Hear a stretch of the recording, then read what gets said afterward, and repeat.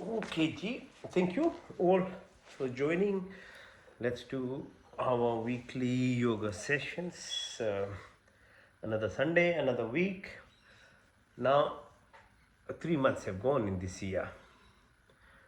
Lots of things we decide on 1st of January, and most people actually don't keep up even up to March. All right, so you need to be disciplined, you need to sacrifice a little bit to get good things in life. It requires discipline and sacrifice. So yoga is such thing. It's deep spirituality. It's a holistic way of looking after your body.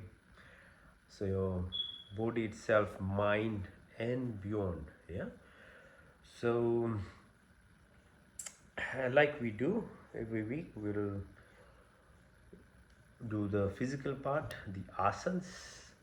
So movement of your spines, different muscles, joints, helping blood flow, followed by Yog Nidra. So Yog Nidra is the active form of sleep, passive form, which is 7 to 8 hours. But if you learn how to tap into your subconscious while you are awake, is even more powerful, and that's what by default sleep usually gives you. And then pranayam is to help you tap into your subtle body form, so your mind. Yeah, okay, so exercises are for your physical body, senses and other things that you receive, how you can refine them. With pranayam, it's you making your diaphragm muscle strong, oxygenation, movement of blood, movement of other fluids in your body like CSF, cerebrospinal fluid, washes your brain.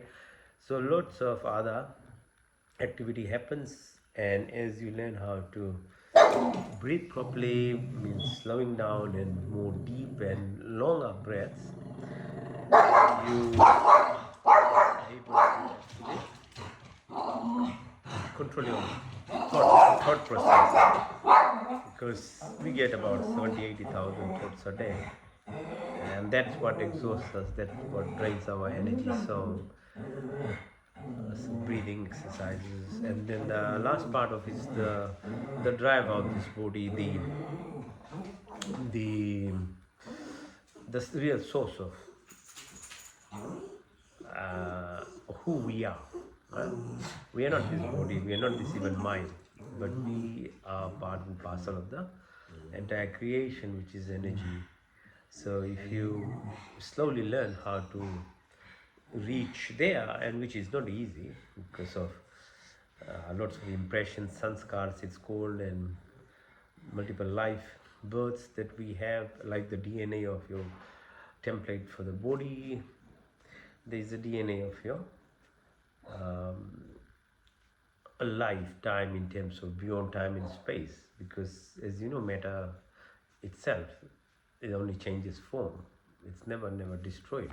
So that part of you to tap into requires another level, which is access asanas, pranayams, prankriyas are helpful, but when you bring down your thought process, your breath becomes synchronized at which level your heart waves and the brain waves are in coherence, then you can actually traverse the body and mind and into this level of spirit or atma, or the energy part of you is, because ultimately the source is there, because that source is a connection to the universe itself, the creation of the Brahman or the Brahma. Okay, so all right, so I'll on today's yoga session focus a little bit on this is 200th year of the birth of one of the most prominent reformers of India. His name is Maharishi Swami Dayanand, and all of our people are celebrating his 200th year of birth. And he was born in 1824, 12th of February, and was poisoned and died on 30th of October 1883. So in a short period of his life, from a very simple village boy, self-learned as well, um, he achieved a lot in terms of India being occupied at that time, 1,000 years of about Arab Mughal rulings, and in his time, the British was ruling India, and this man, yeah, left him, left his home, became ascetic, was in Himalayas, went through all many different struggles, um, because his sister at his 14 years age died of cholera, and his uncle, who taught him very early in life, passed away around when he was 19 years old. And basically it questioned him, the purpose of his, what is life, was he going to die as well, what is life? And so he went, left home, obviously with a lot of pain because he was the eldest child of their family, and but never looked back. Himalayas, Tibet, east to west, north to south, right up to Sri Lanka. He walked, he moved, and many times visited every place of where he could find answers. Um, Eventually, what made him what he became later on to bring out huge amount of changes that he was able to do in Indian society was through his yogic actually knowledge. He learned all different types of basically yoga's asanas and breathing exercises. He was really a physically very strong, breath wise, really well controlled, being able to hold breath for a long time. And many times people, obviously, you can understand in his time he could have been easily killed, and many times at least 17 attempt killed him, but he survived about 16 attempts at his life. So that energy of his body, the physical attributes, plus the breath by being underwater, hiding in water, and other things that he did. And he's a proponent of Patanjali Yoga Shastra, basically Ashtanga Yoga. So Yam, Niyam, Asan, Pranayam, Pratyahara, Dharana, Dhyan, Samadhi. So he went through all that before he met his ultimate guru, um, Dandi Swami Birjanandji, Swami Birjanand. Through him, he had already read and learned Sanskrit grammar and did readings of all religious books, but with Swami Brijanand, he really went another level in terms of actually very deeply understanding, learning about Vedas, and his slogan became, let's go back to Vedas. From there, when you learn something from a guru, you give what's called Guru Dakshina. And in Guru Dakshina, when he tried to give his some favorite Lawang stuff, he said, because Swami Dayanand was his most favorite student, he said, no, Swami Dayanand, you need to give your life to him. And when he asked what that means, he basically said, no, you have to go and spread Vedic knowledge and get back the Indians into Swaraj, independence, into a proper way of following Hindu religion, which is Vedic Sanatan Dharma. With that, he spent his remaining life actually trying to bring knowledge to the masses of people which had become quite lost, and understandably so. After Mahabharat war, a lot of the Hindu society broke down in terms of very prominent people had died in the war, and then with fractioning of the society along different lines, either Buddhism or Jainism, and then foreigners, Mughals and English ruling, with missionary work being done on Hindu society. The country was into pieces, and bad things were being promoted actually. And in that time, he stood and rose. We got the revolution movement of Indian independence happening. So, say Subhash Chandra Bose, Lala Rajpat Rai, Chandrasekhar Azad, Ram Bismillah, and all those prominent people from that time who were part of independence actually were motivated by him. He tried to actually get all the Indians together, and he was successful in getting Hindus and Muslims together to oppose the foreign rulers. Unfortunately, once that was done, you know, other things happened. British promoted division before they left, and whatever is happening, as you can see in news and things, is result of British doing it. Obviously, British to rule wanted to actually break down the society, so sati practice and other things from the Mughal time through English, casteism, um, all these things was being practiced, and he stood for that basically to bring back society according to the Vedas, which is there's no casteism. It's a system. One system is based on your qualifications in the society, as what you work as either intellectual or a warrior or a merchant or a laborer. It's not by birth. And for women's education, stopped child marriage, promoted women being able to study in schools and universities, and so he basically, the schools, DAV schools in all over India or in different places that are there where Indians are, where he's actually drive a Gurukul system brought back after they were destroyed by the foreign rulers, Swami Shraddhanand and then led, and it's in India and other places now. The Gurukul system is again back because of him.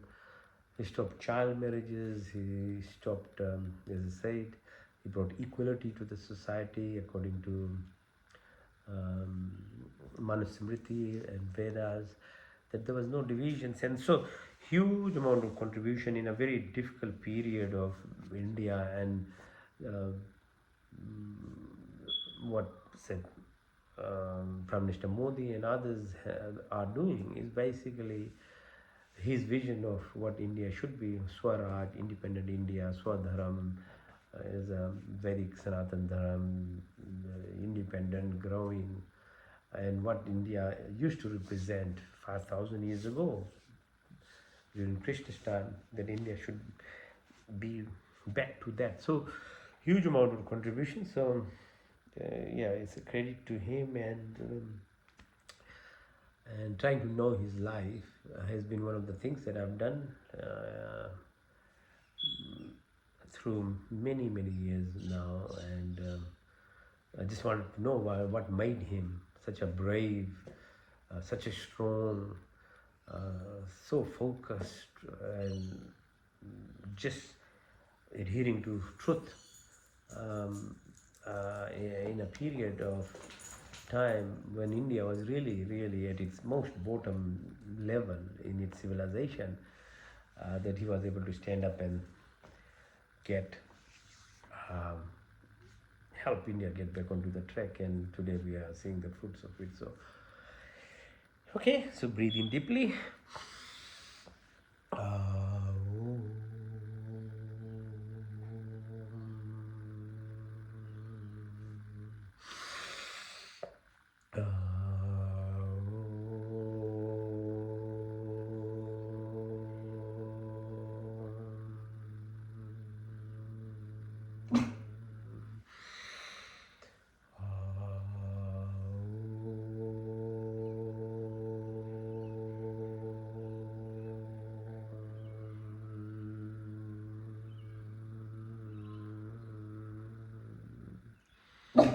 Om Shanti Shanti Shanti.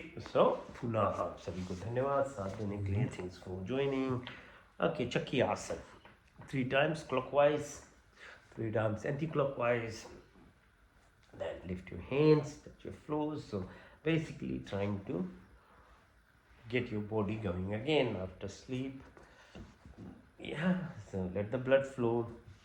Simple exercises, but very powerful and effective, like everything else in life. It's a simplicity which has that depth. It's not about making it very complex, you know. But okay, so put your so inversion, eversion, inversion, eversion, in and out. Okay, push your legs, both of them. So minimum time is 3. We do. You can do any amount to 20, 21 if you can. You have time. So now focused energy exercises for the chakra system. First one, the root chakra at the sacrum, right at the tip of your where you sit. Muladhara it's called. So to activate, to balance the the reserve of energy which needs to be actually brought up. Keep focusing on it because everything sits around there. It's the level of creation, but we live on a survival mode, which is by default, everyone has it. So fight, flight response. But it's just a very basic level of living, which every creature, basically, animals, plants, humans, by natural instinct does it. But because you're a human, you have to take bit of responsibility. So plants and animals, with what images of their capability in terms of a conscience, they utilize it in their limits. But because we as humans have freedom, we can misuse it, and that's what happens if you keep living at a very low level of your system.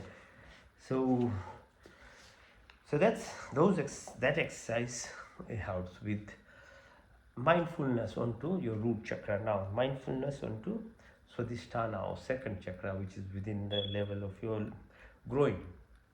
So this is to do with your desires. The first 3 chakras are actually very basic chakras for survival, and if you put some effort in, you can actually lead a life, and which most people do anyway.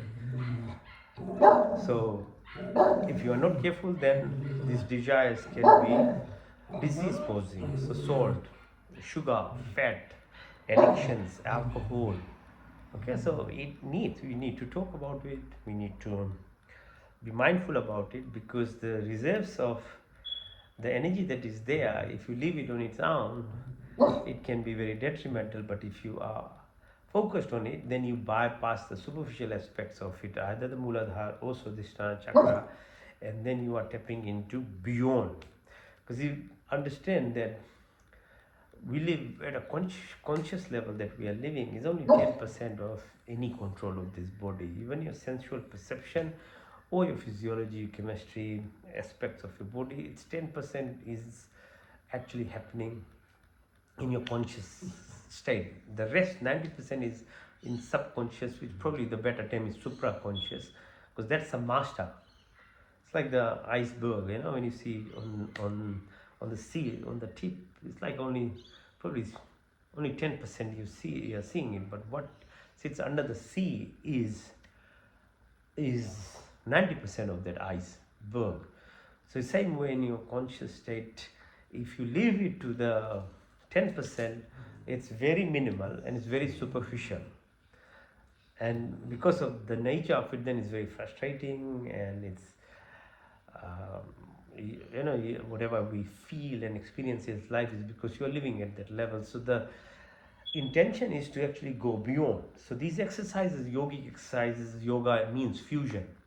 So you actually go beyond the superficial nature of what we perceive or by default that we express in our life, but to your real subconscious level where the depth is. And if you start focusing on that and reprogram yourself, because by default what we are programmed from birth in modern societies is just based on quick turnover of everything, on addictions, on control basically of your mind by corporate world, by TV, by media, and you don't know, because but you're just living there without even knowing that you are something more than that. So yoga allows you to that do this fusion, moving from this superficial into your deep aspect, reprogramming yourself, and understanding and tapping into your true self that is beyond. Okay, so Swadhisthana. So doing, being mindful, knowing, then slowly you won't be addicted to even food or drinks. You'll understand the food and drinks are part and parcel of the nourishment of this body. They are not for your self fulfillment, which by default now everything has to be celebrated, has to be alcohol. This is programmed. It's corporate programming of you buying things and thinking that your celebration can be only be done by drinking or smoking or behaving in certain manner. So think beyond. Okay, the next one is for Manipur, which is at the your belly button or solar plexus. So there, obviously, as you keep going up, you have a better control and you have more focus. So first two is basically, it's like plants, animals. You are just there. The Manipur is giving you a self-identification. The ego comes in now, and it's very important as you grow up, so that you get this independence in your life and control of what you want to do, achieve, focus, and so we study, we have degree, we work, but it, as we've seen in last 200 years of actually technological advancement and industrialization, we are not sorting out things. We are actually ending up even bigger problems in a different spectrum now. So there's something not quite gelling together, and that is because the same ego which helped us actually become independent now becomes your master controller of you. And whatever program you were exposed to being born and growing up, you start defending without realizing that part of you, that ego part of you, is now making your life harder after 25-30 years. And the frustration comes, and it's obvious within disease states and mental frustrations, depression, and all these things are happening. Okay, so obviously you are not happy. So what do you do? So that's where this knowledge comes, yogic knowledge, deep Hindu philosophy, and ancient actually civilizations had these practices, be Egyptians, the ancient Egyptians, or be the Persians, or be the Polynesians. So they all had, or Mayan culture. The Hinduism is still surviving, one of those ancient civilizations, which went beyond past the 200 years of knowledge, 300 or last 2000 years of knowledge that is floating around. They were beyond understanding that no, it's not only up to your ego level that you live, but there is what's called Anahat Chakra, heart. And your connection to the universe is actually through heart, and not through your ego based or lower level chakra, but it's unheart. And means no heart, without any connection, but with complete state of actually being in love, in a deep level of, so anahat, compassion, empathy, selflessness, sharing, yeah? That part. So that obviously has to actually go, you have to go beyond ego, because ego is selfish, ego is anger, ego is control, ego is keeping you a slave. But heart is giving, compassion, expansion, sharing. How do you balance this?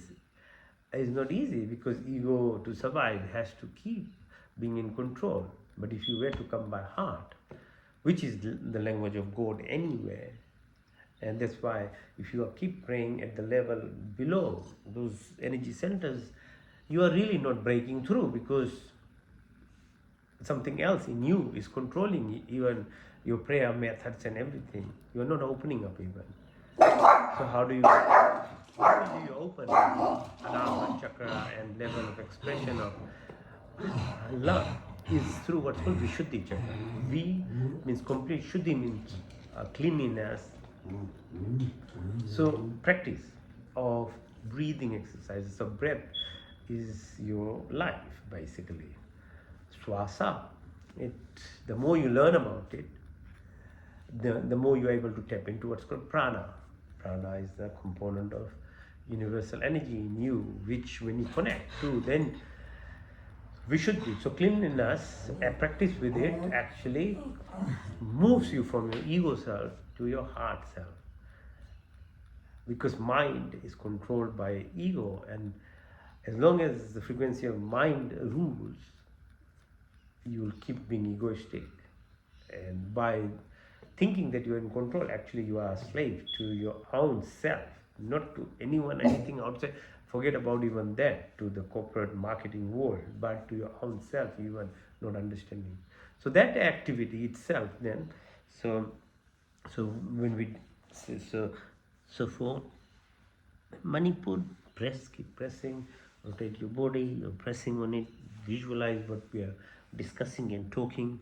So that's why mindfulness is actually very powerful and helpful. And Anahat, so saying again, just visualizing yourself, be mindful of those qualities and what you need to get, and then Anahat, okay? So Vishuddhi, so tapping into the abundance. And once this activity of your coherence from brain to heart happens and the wavelength becomes synchronized, then your mind then starts expressing what is in the heart, rather than your mind as an ego, which is at the Manipur chakra, keeping you completely out of tune with the universal energy. So heart, when it becomes a dominant part, heart-brain coherence, and heart has much more, about 10 to 20 times much more powerful electrical amplitudes than your mind. Then the ruler of heart-based living is in control of yourself, rather than that ego-based, because that is the selfish contraction, selfishness, all that is happening. But when you are opening up, giving, and which is heart-based, then you become in tune with what is abundance of universe itself. So you keep moving, that by the time you come to a level of your Ajna chakra, which is the pineal gland, and that's the interface between the physical body, which is an expression of the universal creation, into a physical form, so that we as human beings can experience the beauty of life it is. Then you are not left alone. And if you are living by a heart base, then you are still doing very well. But most of us are not, which is ego based, then you are suffering all the time. But if you reach the level of Ajna chakra, pineal gland, with its transducers, you are then connecting directly to the source of energy, which we all are part of anyway. It's a huge amount of creation. So it's not about space anymore. You are actually time traveling yourself. So you're not watching a movie, say, on a screen, which is thousands of films that are in a certain direction, from 1 to say 100. But you are seeing the whole film in one time, because the end and the beginning and the middle is all actually there. But if you are limited to what's called the linear time in space, then you are only seeing in spots, and you need that sequence to understand. But if you move beyond that's what Vajra Chakra does. So the transducer, then you are beyond time and space, but you are the time itself. Then everything is now. And being now is what yoga teaches you. So being now, in the present form. And that because everything that you achieve or can do or be is now. So you spend half, 3/4 of the day thinking about yesterday, what happened, your day is gone. Or you are wondering about what we'll do tomorrow for no reason, your day is finished. But you haven't lived now. If you do it properly now, tomorrow will be better anyway.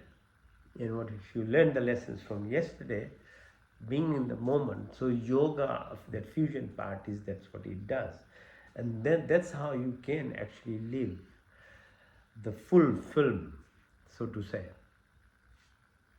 If you are in now and beyond the limitations of what we understand at a very superficial level, and obviously the talk, the Sahasrara, which we do by pranayama and meditation, then you can live beyond. You directly acquire the energy component of, you just live by the golden light itself.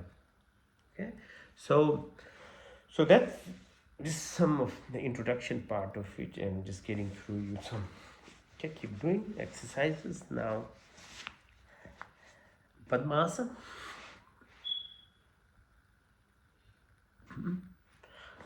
Yeah, lift yourself. Your back, triceps, up, up, up.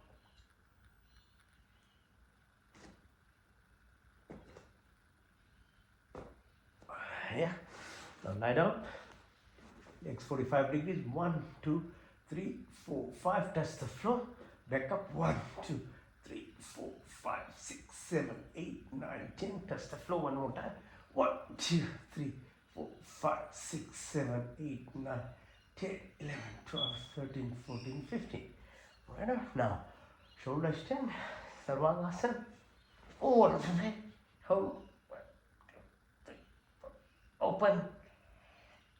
Go forward. Back, forward. And then come down. Okay, now halasana. Push your leg all the way back.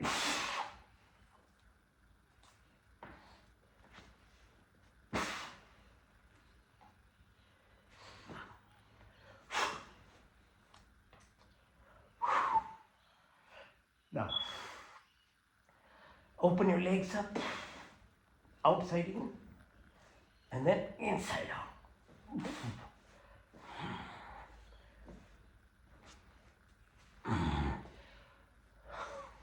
Bring your knees towards your chin.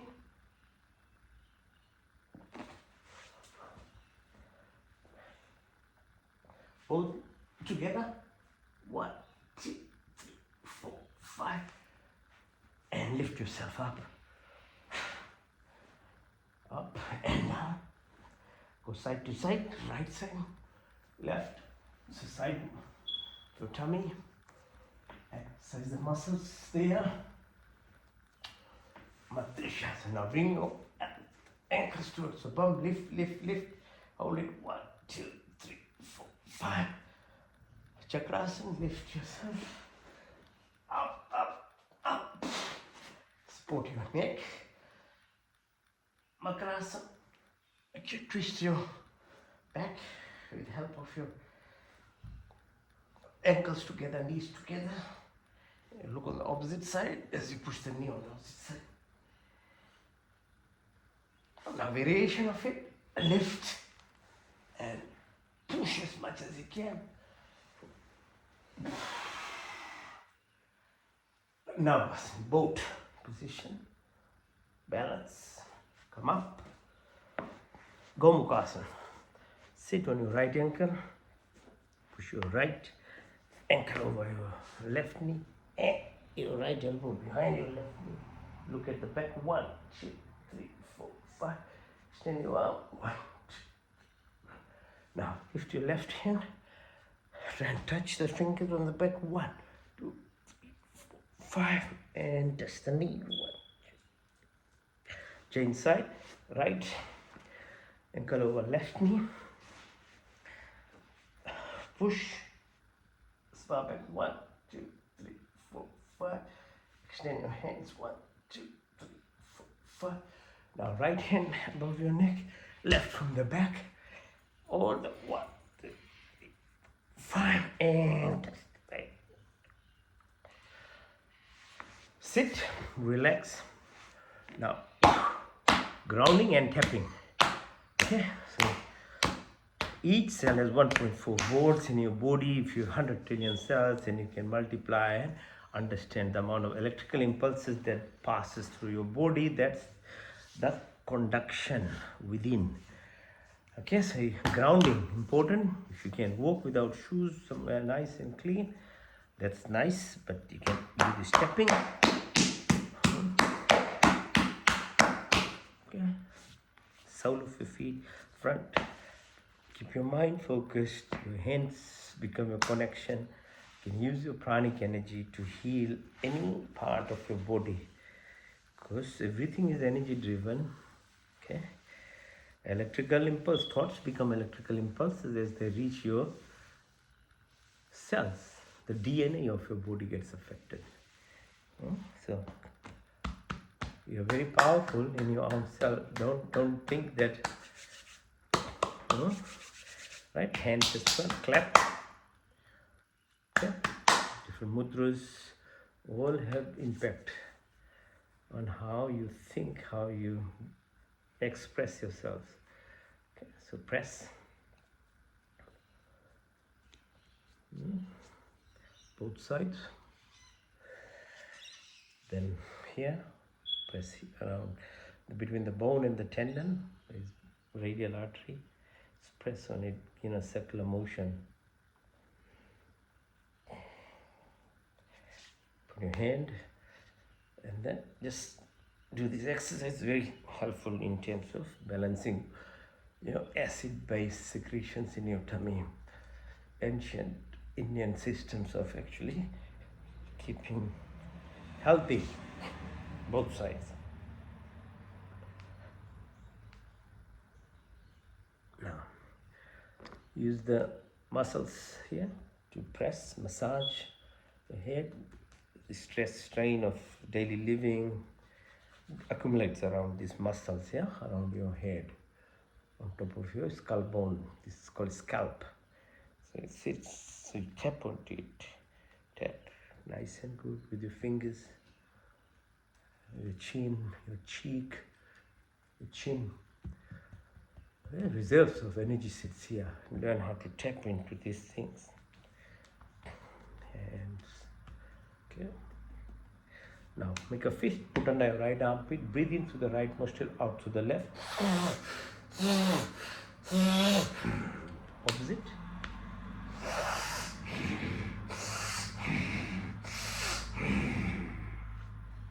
Okay.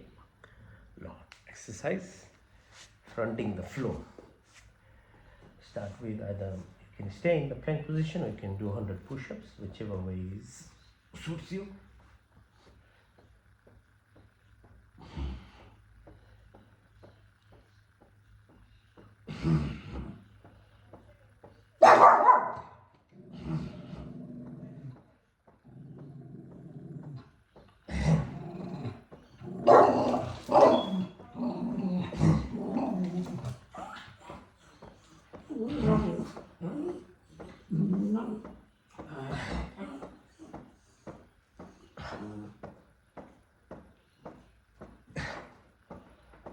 Oh, right. Extend your hands above your head and push your legs downwards. 1, 2, 3, 4, 5. Rest on your thumbs, your chin. Bring your legs towards yourself. Push. Now push yourself up and look at the right ankle. Chin side, left, right, left, right, left, and then twist your body. Right side, left, Move. Sarapasana, like a snake pose. Lift your legs back up. 1, 2, 3, 4, 5. Touch the floor.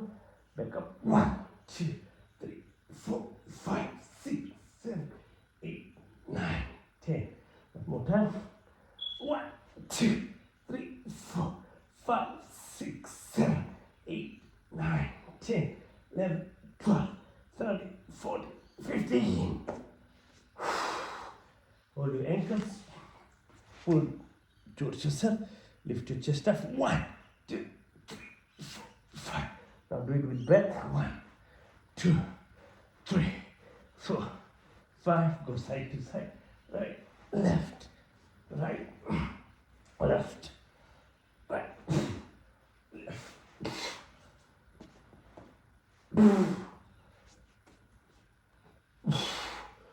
Support your right knee. Bring yourself up. Hold it. 1.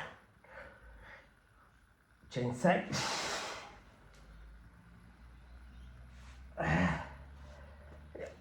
And breathe in and out. 1, 3, 4, 5. Change side. 1, 2, 3, 4, 5. Stay on your floor like this. Breathe in and out. Push your tummy in. Breathe in, out. In.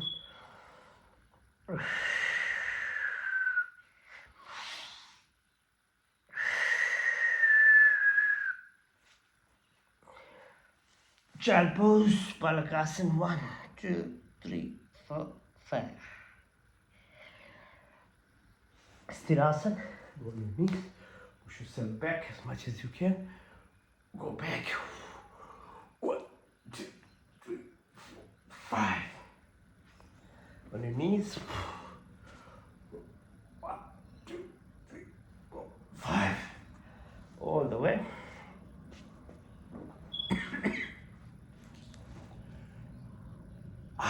Come up. Sit in your right position. Press to your belly button. Go down. Mandukasana. 1, 2, 3, 4, 5, 6, 7, 8, 9, 10. Increase the pressure. Press 1, 2, 3, 4, 5. Chin side. Press 1, 2, 3, 4, 5, 6, 7. Along your thighs at the level of your belly button. Kidneys are here. So press on it and go down. 1, 2, 3, 4, 5, 6, 7, 8, 9, 10. Come up.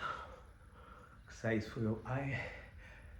Open your hands. Keep your neck straight. Look at the fingers on the right side. 1, 2, 3, 4, 5. Left side. 1, 2, 3, 4, 5. Diagonally go up. Right side. 1, 2, 3, 4, 5. Left side. 1, 2, 3, 4, 5. Go opposite side. Left up. 1, 2, 3, 4, 5. Right side. 1, 2, 3, 4, 5. Horizontal. Right side. 1, 2, 3, 4, 5. Left. 1, 2, 3, 4, 5. Hands on your thighs. Look far away. Back. Tip of your nose. Far away. Tip of your nose. Far away. Tip of your nose. Now go clockwise. 12, 3, 6, 9, 12, 3, 6, 9, 12, 3, 6, 9, 12. Anti-clockwise. 12, 9, 6, 3, 12, 9, 6, 3, 12, 9, 6, 3, 12. Exercise your neck nice and smoothly, gently, clockwise. Move your neck and then opposite, very gently. Wrist, pull and push.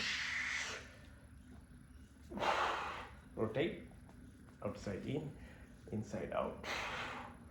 And pull, push. Okay. Now lift yourself up. If you can balance on your knees, good. If you can't, don't do it. That's okay as well. But if you can lift on the sides, on your tummy.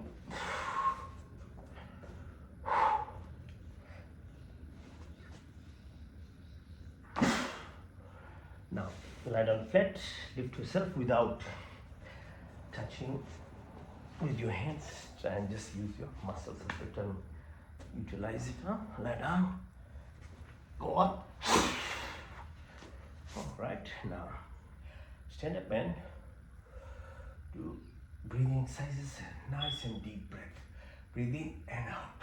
In, out, in, out. Use your hands. Pull and push. Feel the air. Feel the space. Everything that lies is within the space, even in this body. Okay, within atoms as well.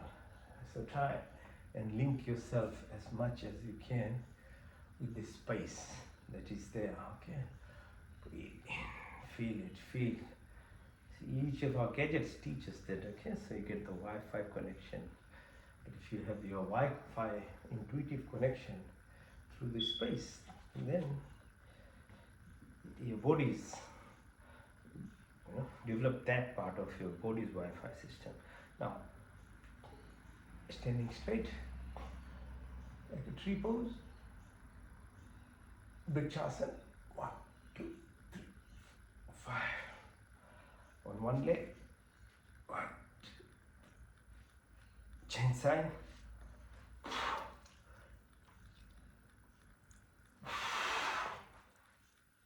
Now, Anjali Asana. Stay in this position. Go down.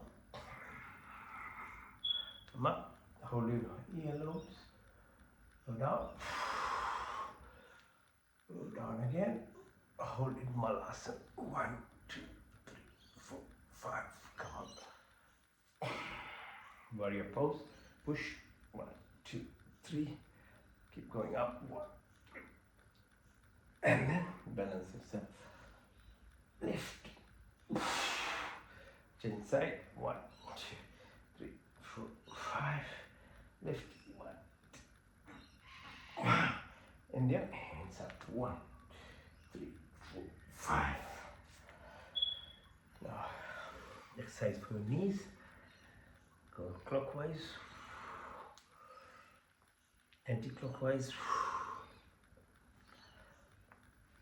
and your pelvic area, hip. Go clockwise 3 times, and then anti-clockwise 1, 2, and 3. Okay, now Chandra Namaskar. Expression of gratitude is very powerful. Like I said, if you live by heart with love, you are tapping into the entire connection is with your true self and abundance. But the way to do it is to express gratitude. Okay, so learn to be thankful of what you have. So the sun in the morning, the moon there, the beauty of plants, animals, creation all around your family, your neighbors.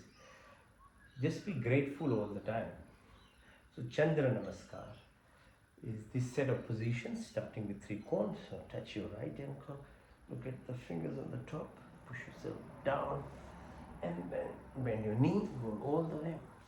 Lift yourself up. 1, 2, 3, 4, 5. Come up and on your right ankle, now chin side, 3 cone on the left side. 1, 2, 3, 4, 5. Hands down, and then bend your knee. Go down, up, push as far. 1, 2, 5, and sit on your left ankle this time. 2, 3, 4, 5. Come up, stretch yourself a bit more. Up, up.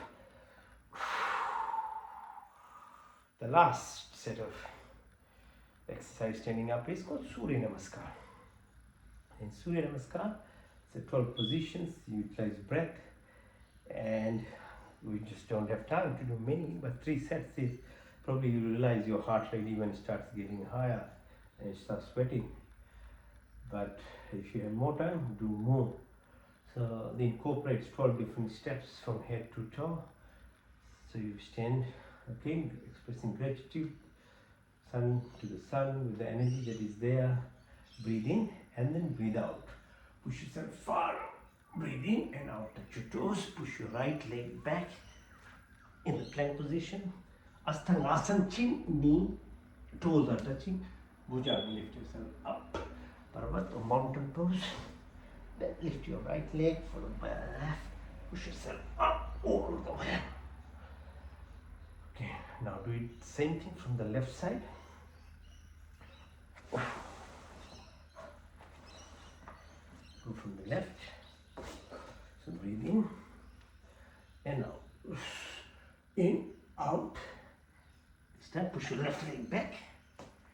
Plank, stand, bhujanga, parvatasana. Left followed by right. Pull yourself in all the way. Now breathe in. Second cycle, breathe in and out. In and out. Touch the toes back all the way. Chin up. Parvatasana, right followed by left. Pulls in all the way. Go from the left side, breathe in and out. In and out. Push your left leg back, plank position. Asthangasana, Bhujanga, Parvatasana. Left, right, all the way up. And the third cycle, we start from the right side. Breathe in. 1 and 2. Touch the toes. 3, 4, 5, 6, 7, 8, 9, 10, 11, 12. Now from the left side, third cycle, breathe in. 1, 2, 3, 4, 5, 6, 7, 8, 9, 10, 11, and 12. So that's only 3 cycles. Imagine doing 10 cycles. Yeah? Full, you get cardio. Okay? If you do it even 10 cycles, imagine doing 100 times. Full gym you'll be able to do yourself. Okay? Few balancing exercise. So lift yourself up on your hands and Sirasana, headstand. If you can do it, good. You can do the shoulder stand otherwise. Purpose being increasing the strength of your neck and shoulder muscles, back of your hand, and letting blood flow opposite the gravity. You can lift, balance,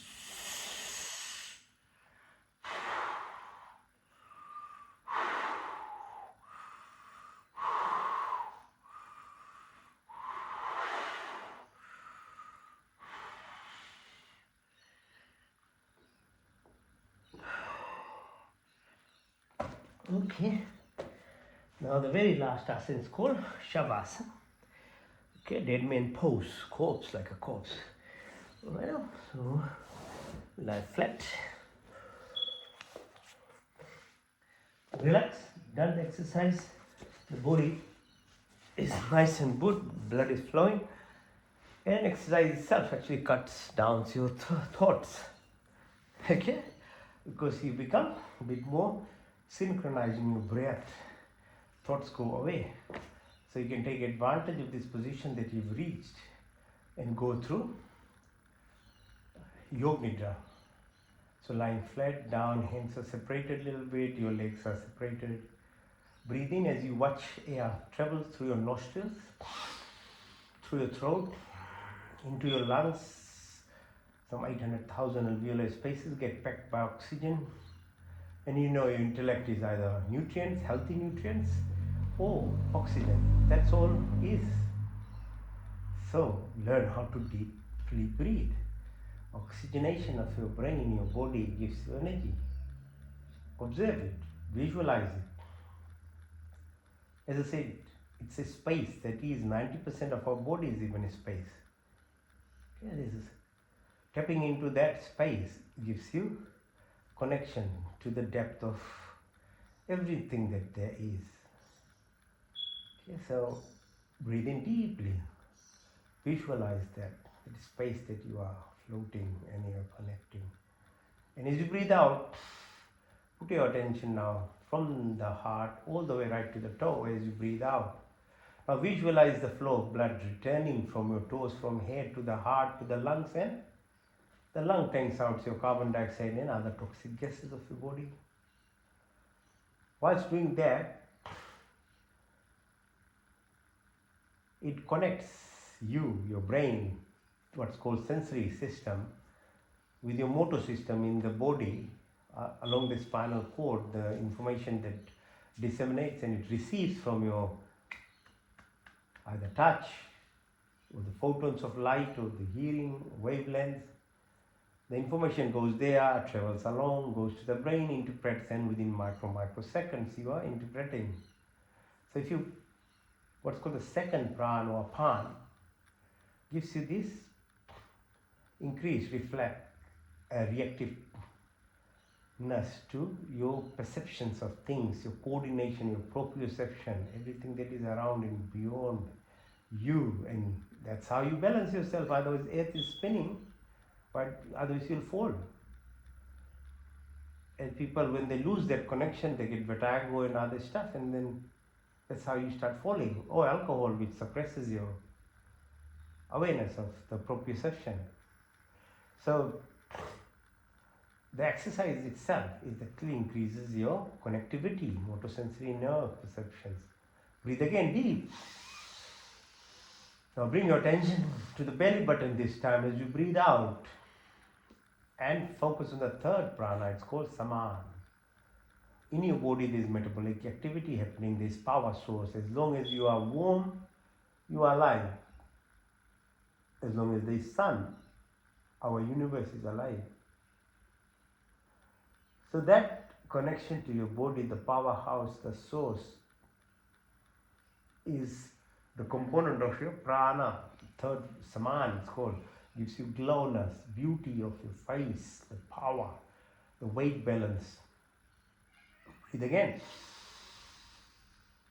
The fourth prana is called udan. So as you breathe out, force your attention from the belly button all the way up to your chin, and the organs behind it, the heart, the lungs, the thyroid, the parathyroid, bone marrow, all these organs that drives you is related to the fourth prana called udan, and that's reflective of your fluidity of your body. So CSF, cerebrospinal fluid, sombras, which washes the brain. So we do flexibility exercises so that the fluid moves more. If you don't move, you are just sitting, your brain is not being washed. Do you realize?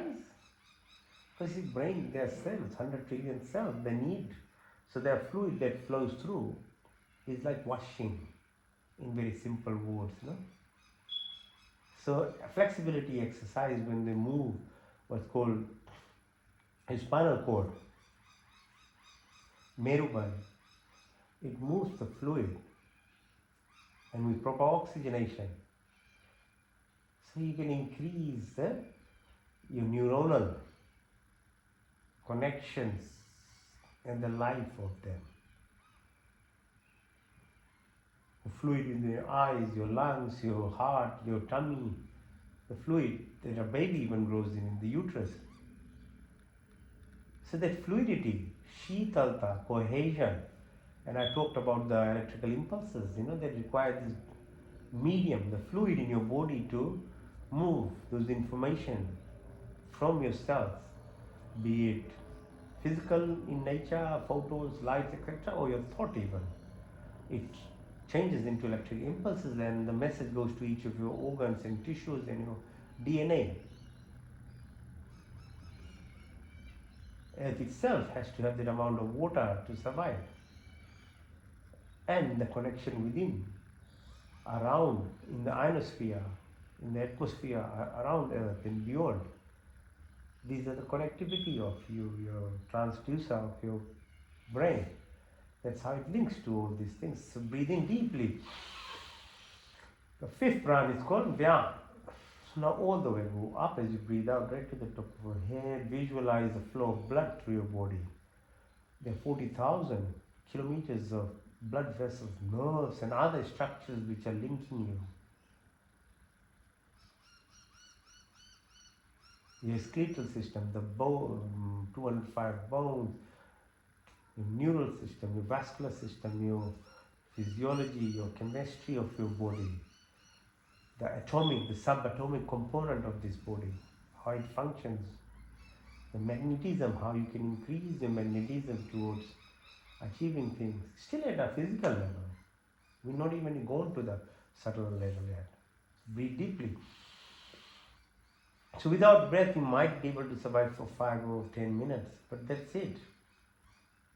And that's by a lot of practice, learning.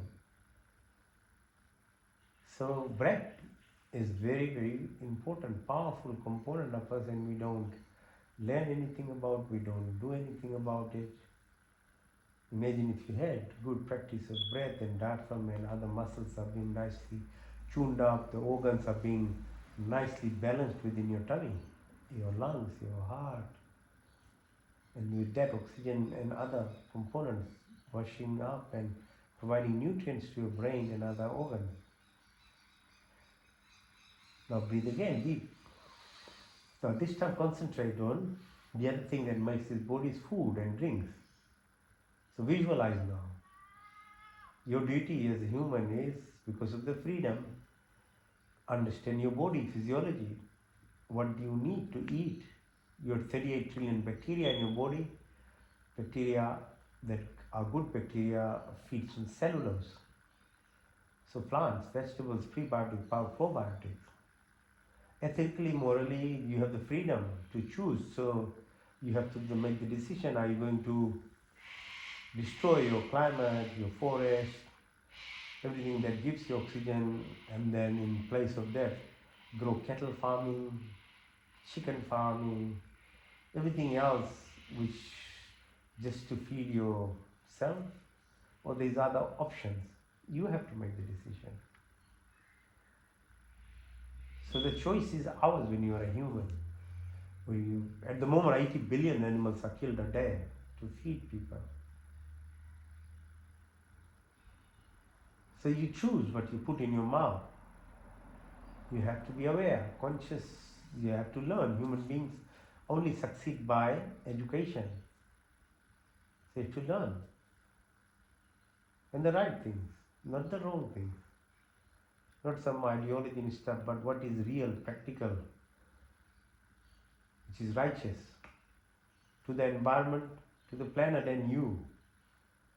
Don't be blocked into blocks of this belief and things. That is what has a lot of us, a lot of our people are actually programmed in such wrong ways.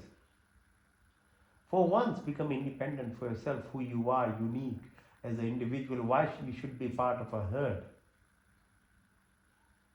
Be yourself. Learn.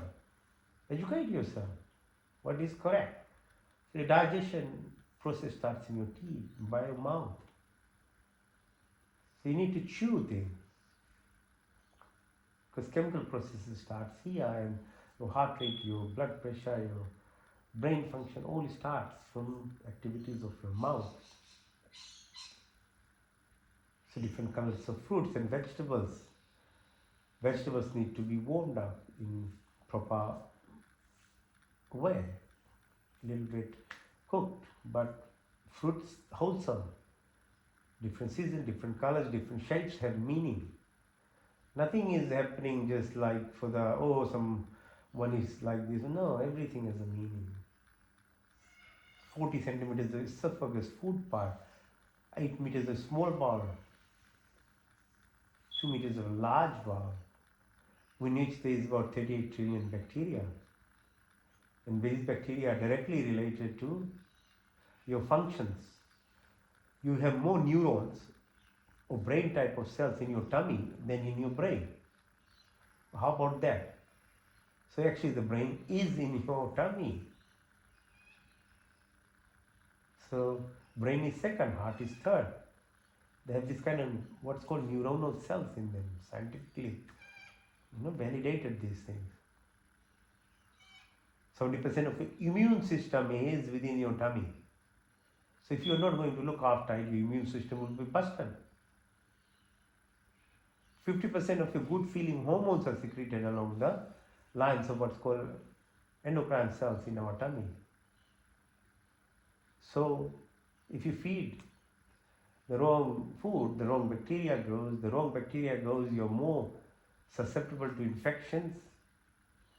Your mind state goes because the good feeling hormones are not being secreted, you're depressed, you're anxious. And this is science now, more recent science.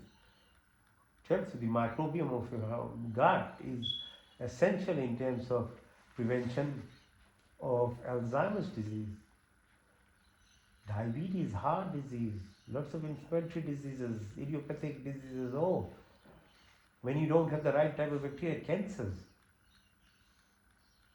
And at any point you change, even for treatment purposes, if your microbial population becomes better or right percentage, you respond to treatments better as well. So breathe deeply. Now take your attention to the sides of your tummy, these bean-shaped structures called kidneys. Again, 99% of these activities are subconscious. That's why I'm taking you to the ride of this so that you are aware of what happens to your body. Because the more you are mindful and conscious about the functional capacity is better. So it filters the blood every microsecond. How can you help? You can just be mindful about it and the performance becomes better. It's like if you don't have, you're not aware, you're not putting attention to your family, to your friends, to your neighbors, to your pet. They quickly let you know. It's the same, why don't you do to your body as well? Because they are part and parcel of you. We live with these bacteria in our tummy, but do we ever even talk with them? We are surrounded by plants and animals. Do you relate to any of these? Because you're not an island on your own. Your body is not even in a single thing. It's got millions of bacteria living which makes you survive. So we are social beings. We have to connect. Not only externally but internally too. So relate to your kidney, ureter, bladder. The capacity of it to filter the blood is essential, take out the toxins. But what about the toxins when you breathe out? What do we do about that then? Or you sweat. That's why yajna ceremony is done. A yajna ceremony is purification of your environment where you live with herbs, very purified herbs and things. And it cleanses your house, your environment, and in a very nishkam way, without any expectation reward, it cleanses your surrounding, your neighborhood, because whatever fire takes doesn't keep, but it spreads. So these are the activities that actually makes you a giver, a expander, rather than a selfish contractor, me, I, only me. No. If you live in that, you get into a diseased state. You're not going to achieve or excel much in life. It has a huge impact on how this body functions. Start bringing your attention to the fingertips, your wrist, your elbows, your shoulders, back of your neck, back, your vertebral column, 33 of them. And we call 33 crores, Devi Devtas, the reflected within your spine. It's a connection to your brain, Brahman, reflection in your body with source reserve of energy at the tailbone as you go down. If you can tap into that or pull it up, you express the abundance in yourself at a physical level. If you don't, it just sits there. Behind your thighs, your calf muscles, sole of your feet as we talk, your ankles, your knees.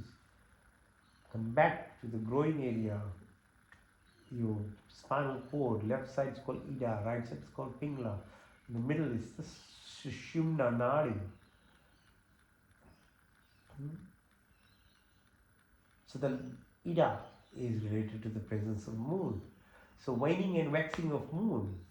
So full moon.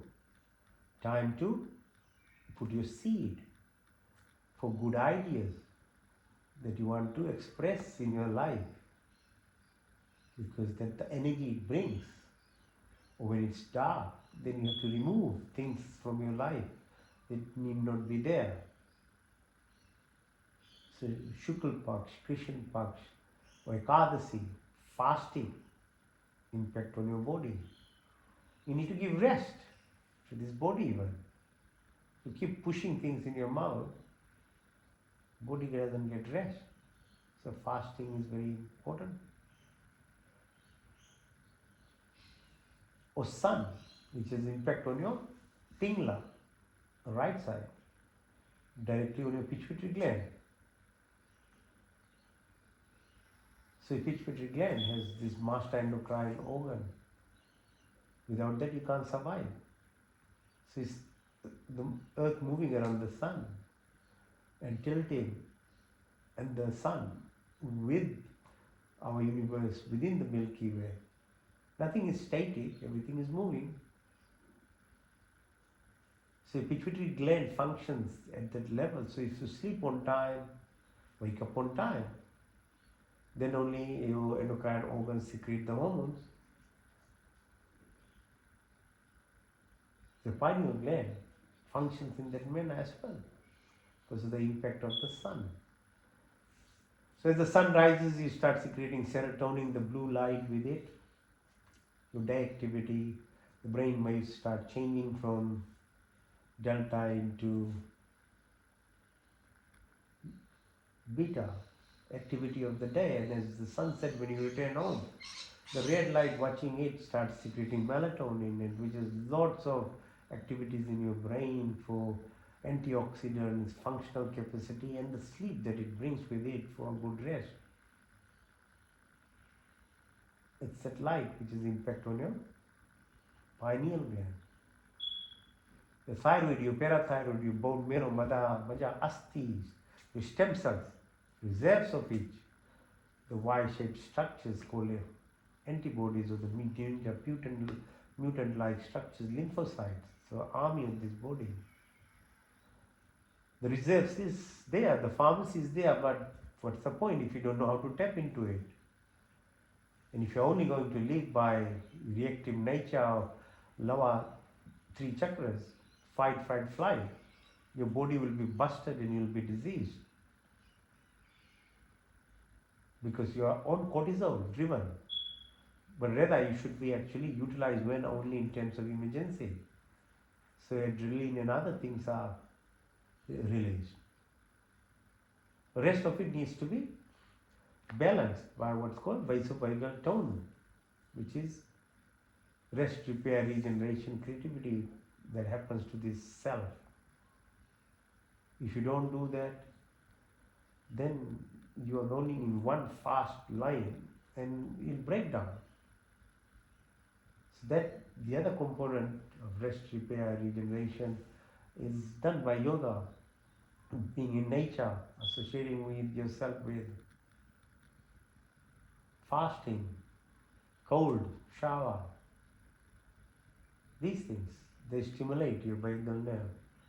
So you get a heart rate, your blood pressure, everything is controlled. You get beauty of your face, your peristalsis, your pancreas, gallbladder, liver, diaphragm, all this movement, your adrenal glands, they are balanced then. Bring your attention now to the 2 eyes that you have. These are the receptors that takes in the photons, the light. But there is a subtle component in your body, in the brain. Because brain, what that makes you interpret this as the things that we see.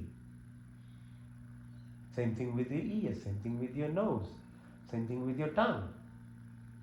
And then the activity that expressed by your hands or feet, your mouth or your reproductive excretory organs, they're in response to this.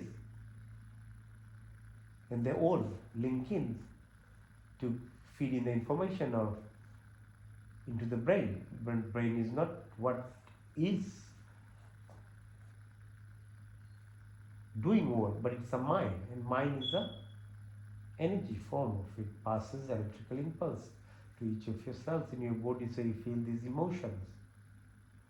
And if the emotions are negative, all the time you are, by either food, drinks, or your thought processes, you are going to down-regulate your genes, and you are going to be diseased. But on the contrary, if all these antennas that I talked about, and when they bring in the information with food and what you drink, and the thought processes are positive, and negative are jealousy, hatred, anger, violence, ill will, and the positives are joy, happiness, sharing, caring, selflessness. So if they're the positive ones, then they pass of the impulse to each of your cells, because this is what called epigenetics. Then your good genes are amplified, and your 15,000 chemical mediators in your body are going to make you healthy, make you happy, keep you at peace, give you happiness, and link with you to the abundance that is there for every single person. But if you don't know how to link to it, who is at fault then? Not that things aren't there for you. There's everyone, 8 billion people is more than the share. It is for everyone, is there. But if you don't know how to connect and not do anything to link yourself, it's your fault, not anyone else's. So breathe deeply. Now bring your attention to the tailbone, where the reserve of all sits at the root chakra, Muladhara. The trick of life is to actually how to tap into this. And I told you in the earlier how heart and brain coherence is needed. Shiv, Shakti it's called. How do you link this up with the pyramidal structures, what we created in ancient times?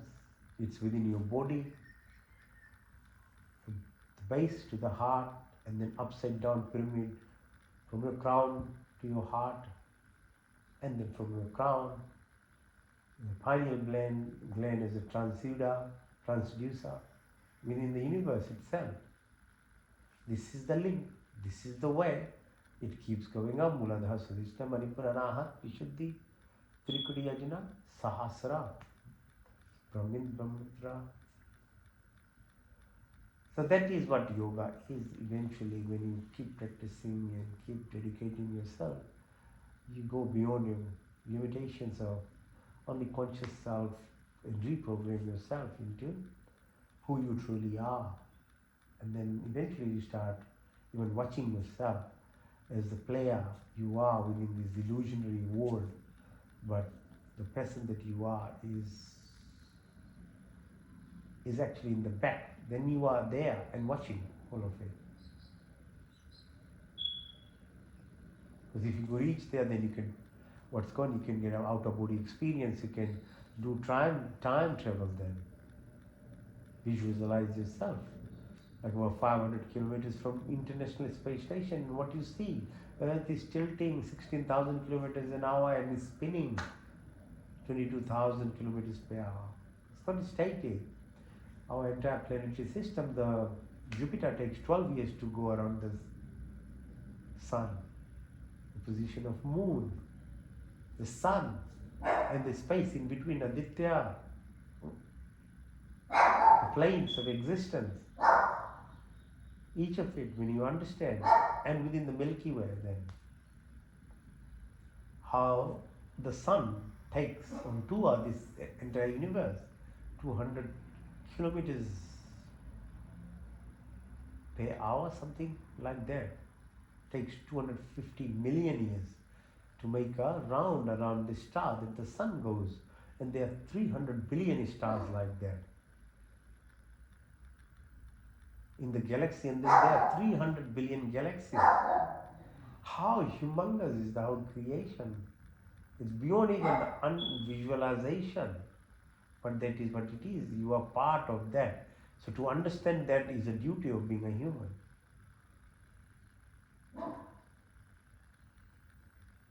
So you made 22 cycles and around another 22, 23 is left. About 4.5 billion when it crashes with the Andromeda, our cousin of the universes, then it goes away. But that's only a tiny drop in the context of what billions of galaxies and beyond that, the parallel universes that are there. So we are part of the parallel universes where when you go deepest to yourself, that energy form is what you are. Even a single thought process is already existing. But if you want to be that person and with that what you want to express, then you have to do some work or time dilation. The age changes at the speed of light. So what you are in 5 years in space, you are more than 20 years here.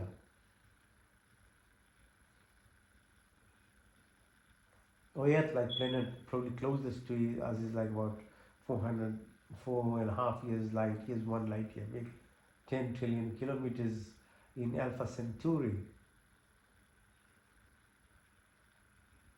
So visualize with time space beyond, event horizon 25 million light years from here. So there's black hole, there's quasar, pulsar light system. So you feel you're beyond that, the solitude or silence, that infinity connection, transcendence, beyond third plane of living, fourth, fifth. The capability of this brain is about 25 dimensions that you can live. And that is godly then, that omnipresent, infinite number of infinite universes, and you're connecting to that. Beyond time, space, and every limitations, which is infinity in itself, like cosmic horizon. So Nasadya Sikh of Rig Veda describes this. So the 3% of what we are known is known universe of that 70% light matter, 28% about dark matter. The rest is actually dark energy. The quantum physics teaches us this thing. Since you have a steam which can become water, which can become ice. It's not one.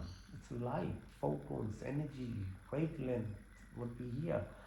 It's a different forms of it. So quantum entanglement or quantum jumping or quantum transportation of the capability of this self to live in this duality or triplity of nature, but eventually it's all singularity, that oneness, that wholeness, the source of it.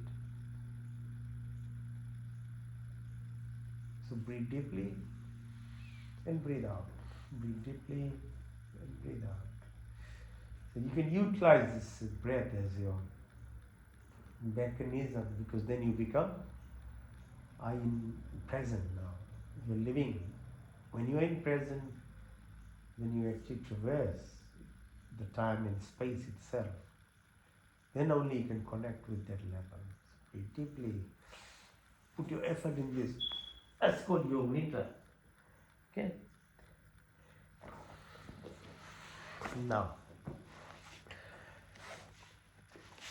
so asanas, then after that pranayama. So we come up to the heart level, exercise it, Surya Namaskar, etc. What do you do with the brain and heart coherence? You have to do Vishuddhi. Chakra stimulation is done by Pran Kriya. So breathe in deeply through your nostrils, deep out through your nostrils as you breathe in. Push your belly button out as you breathe out. Push your belly button in and see how many times you can do. It's even more energy consuming than your asanas, our exercises.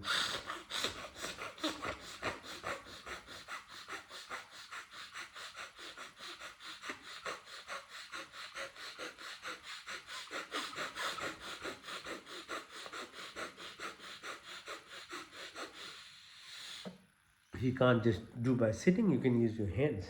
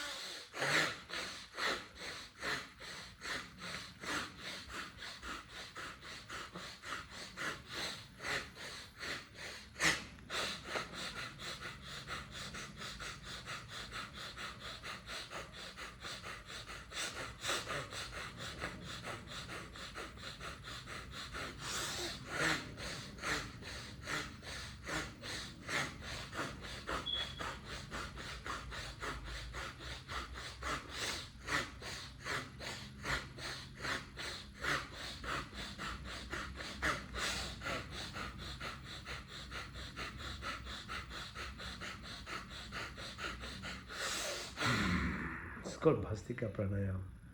Even doing it for 5 minutes, you can't do it one go even. It's much harder than doing other exercise, gym or running or whatever. Because it involves all these muscles inside here and you have to sit straight as well.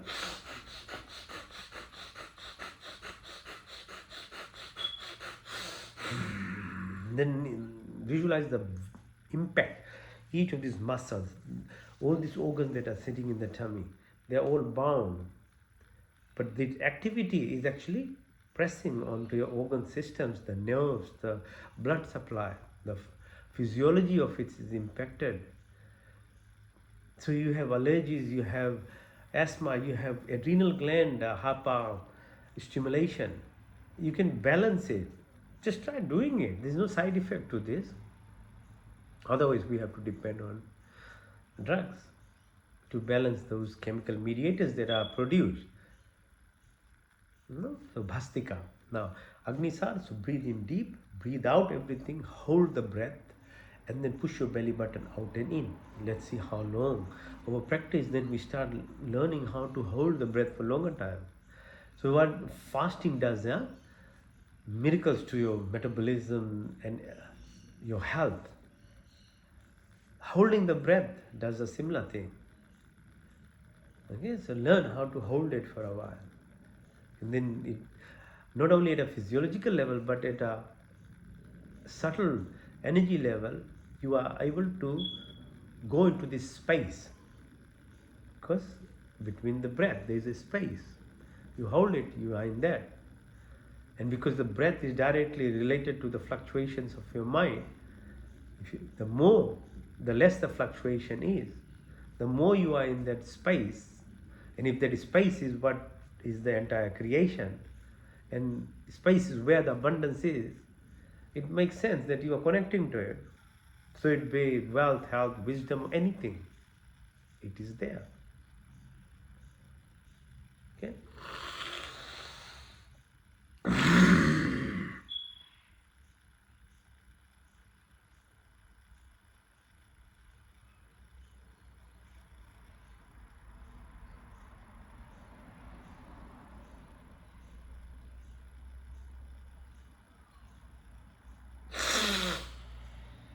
So one thing you realize by hanging around with me for a while, every power, everything is inside your body.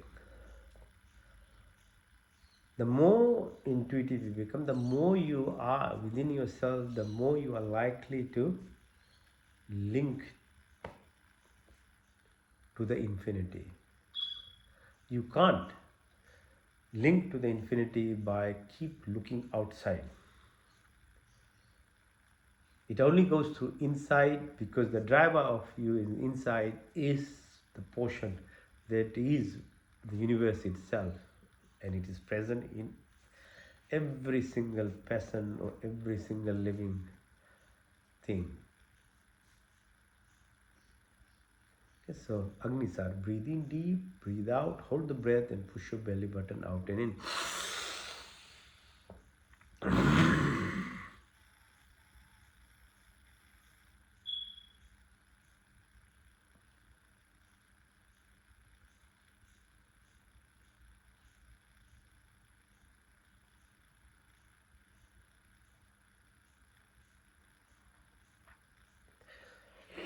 can understand, Nisar. It's pressing on belly button. Is the your sun, solar plexus, your natural attributes of actually performance, your promotions, your success lies at that level. In your obviously extracting energy from the root chakra and moving and controlling in that process your sensual addictions and your fight, flight response from a state of lack but into abundance. Those things naturally then progress. Because then what you feed in, if it's love based, compassion based, selflessness based, it becomes the energy, power that brings the reserve that is sitting at the root chakra and expresses outwards then.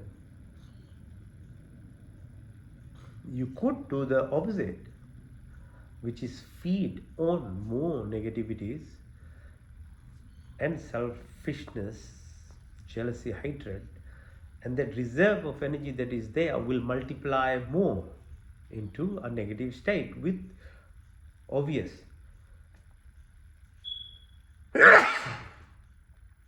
negativities to your physical body in terms of health, your mind, frustration, anger, depression, and all these things will happen, anxiety. So the choice is always there because the spectrum of what your options is a freedom to being a human.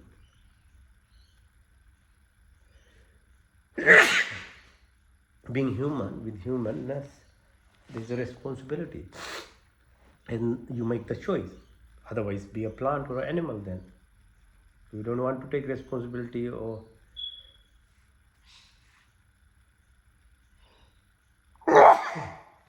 make the decisions, then you better be just in that state then. But you can't have then this level of freedom to yourself, and in this freedom as I said in the beginning, knowledge is paramount to be able to actually make the decision. Okay, so Agnisar one more time, breathe in, breathe out.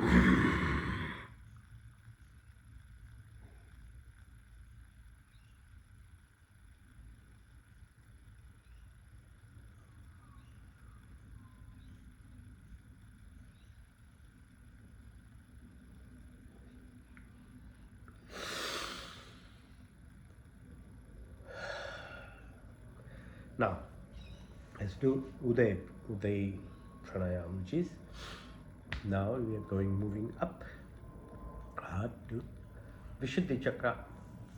We said the cleansing act happens from here. We said brain and heart coherence, the wavelength, it's done from that level. So breathe in, visualizing and pressing with your breath the top layer of your chest.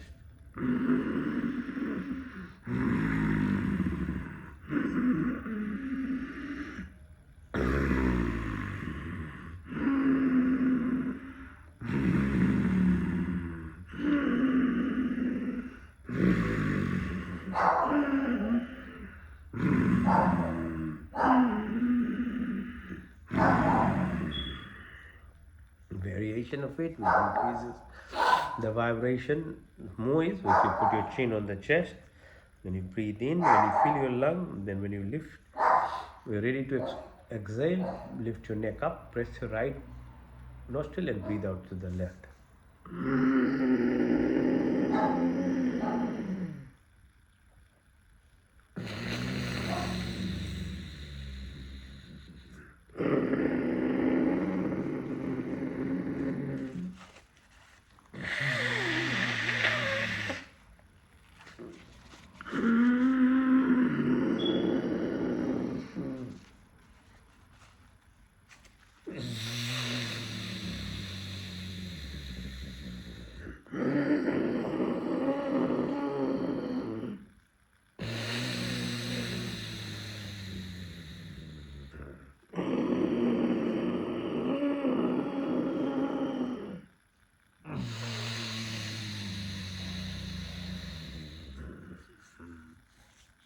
Ujjayi Pranayama.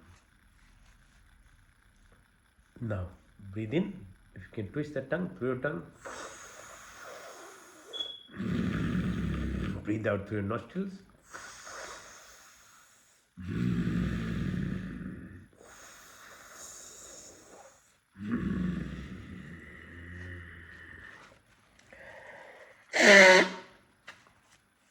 Now breathe in through your lips. Out through your nostrils.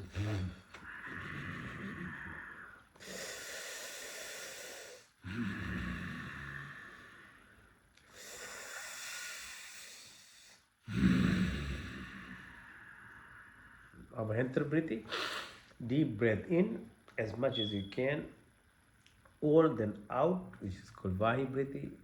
Try and empty as much as you can. When you hold it, it's called Vahi Kumbhak. Hold it, close all your orifices, Mulband, Jalandhanban, Udanban, and hold again as long as you can. And be in that space, feel that stillness inside. Because that's where the power is. We can't hold anymore, then breathe, visualizing the movement of energy from your Mooladhara chakra right to the crown.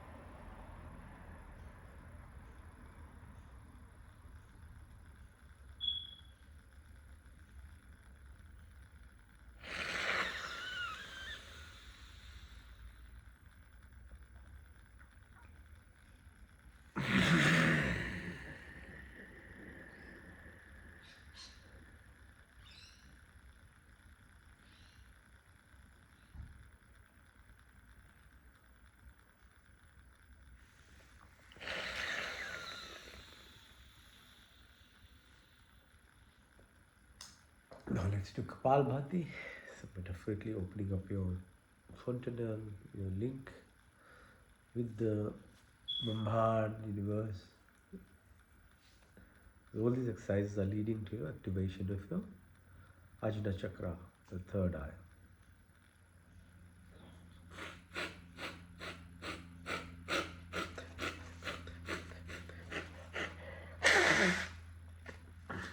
So you're sitting straight, keep your back as much as you can, or seek the help of chair or a wall, and then push out your belly button, push. Yeah, as the breath comes out, so you're concentrating on exhalation, breathing out rather than breathing in.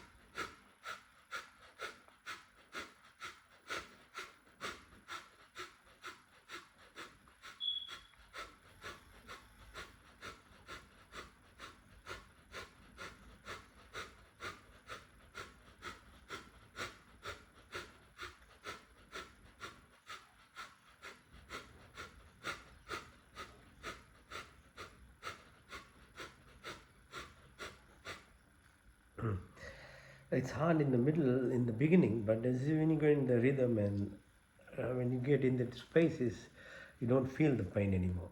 It's actually very addictive in its own way. Okay, let's try and practice. Okay, now we do Anulom Vilom. Breathe in through the left and out to the right. In through the right, out to the left, in through the left, out to the right, in through the right, out to the left, in through the left, hold it, out to the right,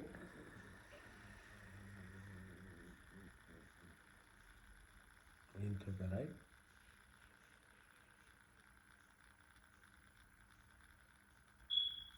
out to the left,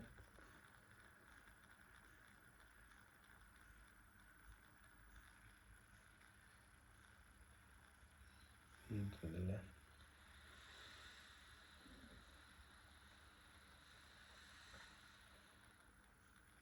to the right.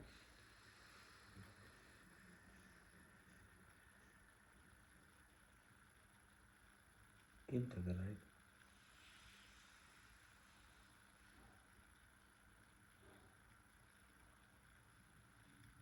Out to the left.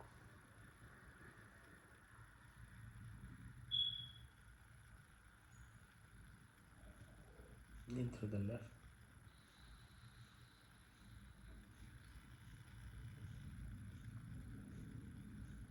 Out to the right.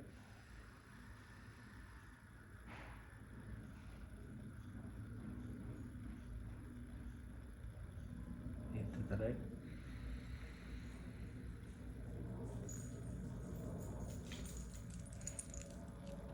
Out to the left. Nadi Shrodhanya. Now, this stillness, this absolute, that feeling, if you're in that, then the most powerful thing that you can contemplate on is the creation itself, the creator, the energy. And if we can learn ourselves to bring it to that level, then only you can do it. Otherwise, there's too much distraction in the mind. So that's why it takes effort to truly be able to meditate. So breathe in.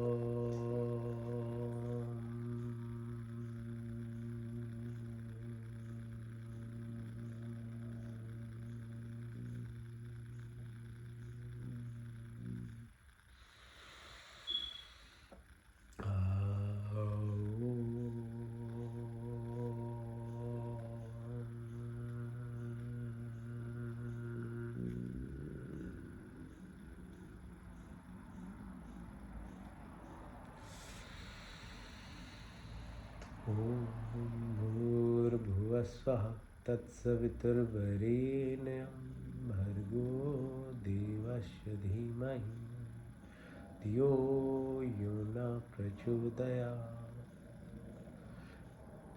हे परम पिता परमात्मा, मैं अपने बिंदु की निर्वृत्ति के लिए और आपके पूर्ण आनंद की प्राप्ति के लिए अपने पूर्ण शक्ति से आपके शरण में आया, कृपा करके हम संपूर्ण दुखों को दूर करके हमें पूर्ण आनंद की प्राप्ति कराई और आपकी कृपा हमारे ऊपर सदा बनी रहे। प्राणदाता, दुख हरता, सुख की प्रदाता, जगत के उत्पादक, प्रकाशमान परमात्मा देव, हम आपके वर्णीय शेष योग का ध्यान करते हैं। आप हमारी बुद्धि को उत्तम मार्ग में प्रेरित कीजिए। ओम प्रतिहारा, मैं शुद्ध आत्मा, मैं चेतन स्वरूप हूँ। मैं पांच महाभूत आकाश, वायु में जल, पृथ्वी पर स्तन मुद्राएं, रूप रंग स्पर्श गंध शब्द 10 इंद्रियां, चित्त अहंकार बुद्धि कुछ नहीं, बल्कि मैं शुद्ध आत्मा, मैं चेतन स्वरूप हूँ। The body keeps changing, mind keeps changing, emotions keep changing, thoughts keep changing, but I never change. So here am I. I'm not the 5 primordial elements, I'm not the 5 subtle elements, I'm not the 10 senses, the mind, memory, ego, intelligence. I'm the divine, I'm the soul, I'm the prana, I'm the electron, I'm part and part of the entire creation. That singularity, that oneness, that wholeness. मैं शुद्ध आत्मा, मैं चेतन स्वरूप, मैं शुद्ध आत्मा, मैं चेतन स्वरूप हूँ। Interoception, detachment, dissociation from this social level, but tapping into the supra-consciousness. Dharana, ध्यान, समाधि, धर्म लक्षण, अवस्था. Concentration, contemplation, meditation, blissfulness, the transcendence.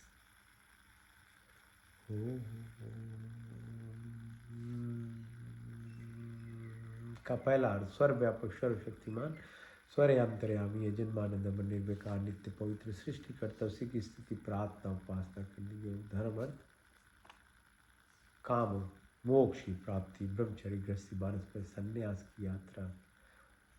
हम ही ब्राह्मण, हम ही क्षत्रिय, हम ही वैश्य, शुद्र, नो द्रिब आकाश वायु जल पृथ्वी, हर काल हर समय हर जगह हर मोड़ हर स्थिति में उपस्थित 24 गुण 33 कोटियाँ 5 क्रिया बनाने वाला चलाने वाला ईश्वर, आप अनंत काल से अपने उपकारों या आशीर्वादों की वर्षा करते हो, प्राणी मात्र की संपूर्ण कामनाओं को पूर्ण करते हो। हमारे लिए जो कुछ शुभ तथा हित करे उसे बिना मांगे स्वयं हमारे झोली में डालते जाते हो। आपके आंचल में विचल शांति तथा आनंद का वास, आपके चरण शरण की शीतल छाया फ्रॉम तृप्ति शाश्वत सुख की उपलब्धिता, सब अविरचित पदार्थों की प्राप्ति में सच्ची श्रद्धा तथा विश्वास हो, स्थिति प्रार्थना उपासना करे, काम क्रोध लोभ मोह मद माया सूर्य ईर्ष्या द्वेष आदि कुटिल भावनाओं को दूर करो।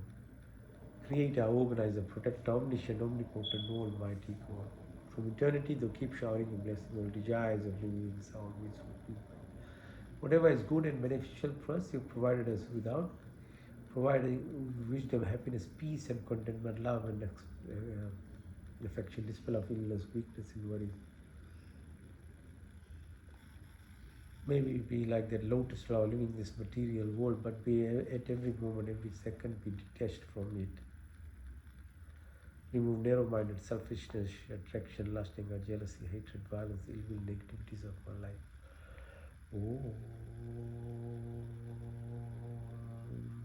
का दूसरा अर्थ रक्षक आदि दैविक आदि भौतिक आध्यात्मिक पृथ्वी लोक बृहस्पति देवलोक स्थूल शरीर सूक्ष्म कार्य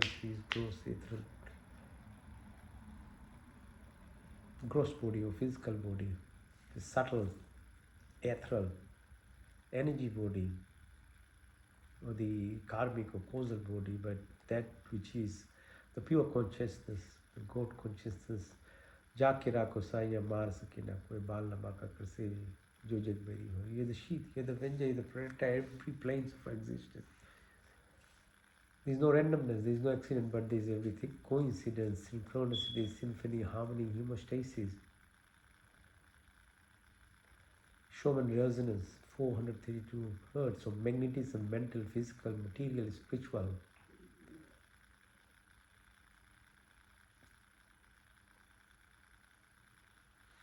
हमें सात्विक गुणों की प्राप्ति, ईश्वर क्षमा, सरलता, स्थिरता, निर्भीता, अहंकार, शून्यता, सब अच्छे गुण हमारे संपत्ति बने, हमारा शरीर स्वस्थता, परिपुष्ट मन, सूक्ष्म तथा उन्नत, आत्मा पवित्रता, सुंदर हो आपके संस्पर्श से हमारी सारी शक्तियाँ विकसित हो, हमारे हृदय में दयाता, सहानुभूति, वाणी में मिठास, हमें दृष्टि में प्यार, बुद्धि तथा ज्ञान से परिपूर्ण करें, हमारा व्यक्तित्व महान तथा विशाल हो, दीनाथ दीनों के मध्य में चलने वाले ईश्वर, आपके चंडान विद्या में हमारा जीवन अर्पित, इसे अपने सेवा में लेकर हमें कृतार्थ करे ईश्वर।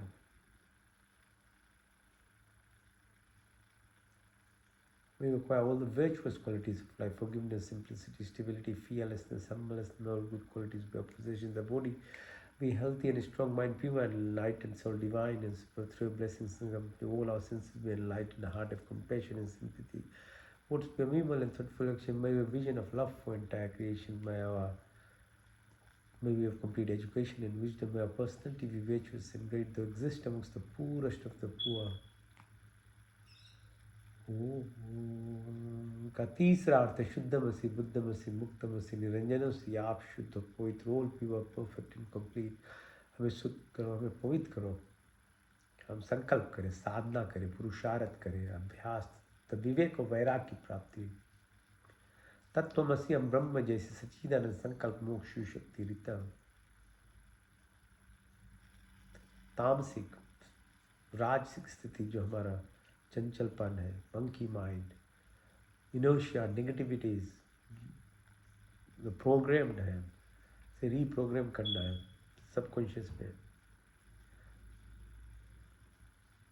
60-70,000 थॉट्स अ डे। निष्काम कर्म कैसे होगा? पहले सात्विक गुणों की प्राप्ति करो, भोजन, सोच, कर्म में, फिर उसके तत्पश्चात निष्काम कर्म, beyond everything, without any expectation of rewards, or just doing the best of your ability with the most good feelings and emotions for the benefit of everyone. जन्म जन्म का कर्म है ना, इम्प्रेशन, संस्कार, वैष्णव अपने आप फिर निकल जाता है, क्लेश साफ हो जाएगा। अविद्या, अस्मिता, राग, द्वेष, अग्निवेश, मृत्यु का भय, उल्टा ज्ञान लगाओ, बदले की भावना से काम, क्रोध, लोभ, मोह, मद, अभिमान, सूर्य, ईर्ष्या, द्वेष, कुटिल भावनाओं को दूर करो। मेरी बात की तब का श्लेष्मा की प्राप्ति हो। जागृत से स्वप्न, सुषुप्ति, तुर्य, तुर्यधर, भार्गव, भार्गव, चेतना की प्राप्ति। शब्द, वाणी, संकल्प, ध्यान, ज्ञान, अंजन, अगली आकाश, सिमती, आशा, आत्मा, परमात्मा, सुकेशना, प्रतिष्ठा, वितेष्णा की पुत्री हो। मैत्री भाव, करुणा, मुदिता, उपेक्षा की प्राप्ति। अन्नमय कोश, मनमय, प्राणमय कोई विज्ञान, आनंदमय कोश, ये शीत से शरीर की उसको पूरा हमारा ज्ञान हो। अहिंसा, सत्य, आस्त्य, ब्रह्मचर्य, पिग्रा, सौ संतोष, तपस्या, सदा ईश्वर परिधान की प्राप्ति। चित्र दोष से, मुंह दोष से लेके एकाग्रा की प्राप्ति। योग, चित्त, वृत्ति, निरोधा। सर्विकल से सर्विचार, सर्वी से नरवी, संप्रजा से असंप्रजा, सरगुण से निर्गुण, शान, सुष्मिता, कैवल्या, धारणा, ध्यान, समाधि, धर्म, लक्ष्य, अवस्था, संयम की प्राप्ति हो। सिद्धि की प्राप्ति, अर्थ सिद्धि, अनिमा, महिमा, गरिमा, लरिमा, महिमा प्राप्ति, प्रकम्य, स्तवा, विस्तवा, प्राण स्वरूप परमात्मा, दुख हरता, सुख के प्रदाता,